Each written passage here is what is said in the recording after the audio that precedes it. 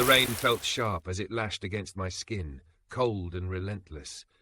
I wasn't sure if it was the biting chill or the woman's voice that first pulled me back into reality. "Kid, oh my goodness. Have you lost your mind? What on earth are you doing? Aren't you embarrassed?" The voice was sharp, a little too loud for comfort. My eyelids felt like they weighed a ton, but I managed to crack them open. Everything was blurry at first, just a hint of a figure leaning over me and the grey haze of rain all around. "Hey, Baek-Gu!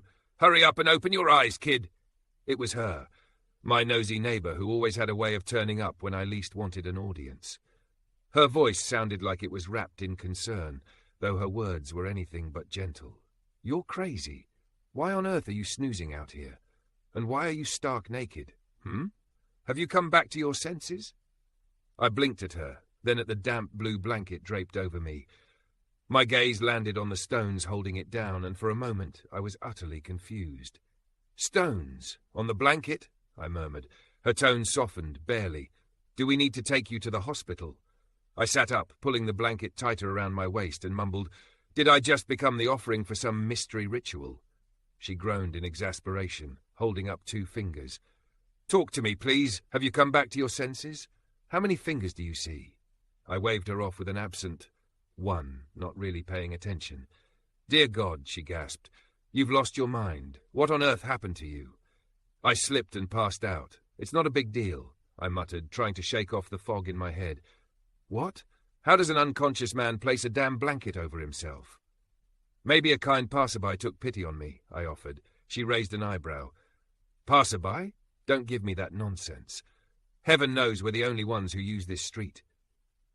She scolded me all the way to my front door, but I wasn't really listening.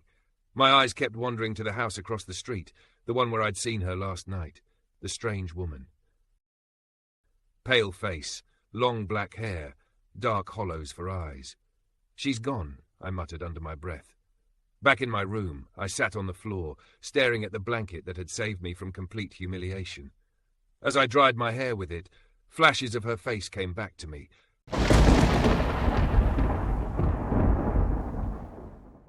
The way her hair clung to her pale skin. "Damn it," I hissed. It wasn't even midnight. What kind of ghost shows up before the witching hour? But then my eyes fell on the empty dishes on my table.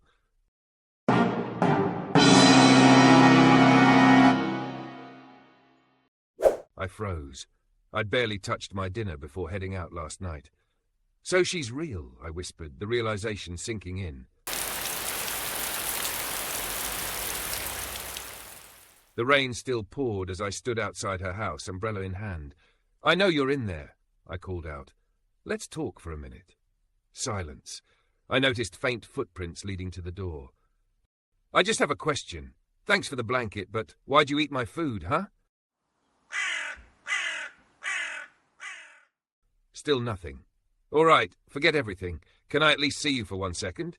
We're neighbours, after all. It'd be nice to exchange greetings. Oh, and is that house even livable? It's been abandoned for ages." The door creaked open, cutting me off. A girl stepped out, dressed in a black top and grey pants. Her hair was just as long and dark as I remembered, but this time her eyes were visible, haunted, wary. A white mask covered most of her face, but the bruise on her left eye was impossible to miss. "So she does have eyes," I thought, noting how guarded they were. "Why were you naked?" she asked bluntly. I flinched, caught off guard by the question. I'd just gotten out of the shower, and I was alone, plus the street's always empty, so I figured. "Ah," she replied, her tone unreadable. "Are you moving into that house?" I asked, trying to steer the conversation somewhere less mortifying. She paused, her tone curt. "I'm just staying for a few days." Her answer lingered in the air. My eyes flickered to the bruise on her face, and I clenched the umbrella tightly. "Should I ask?" My voice came carefully. "You know, the bruise on your face."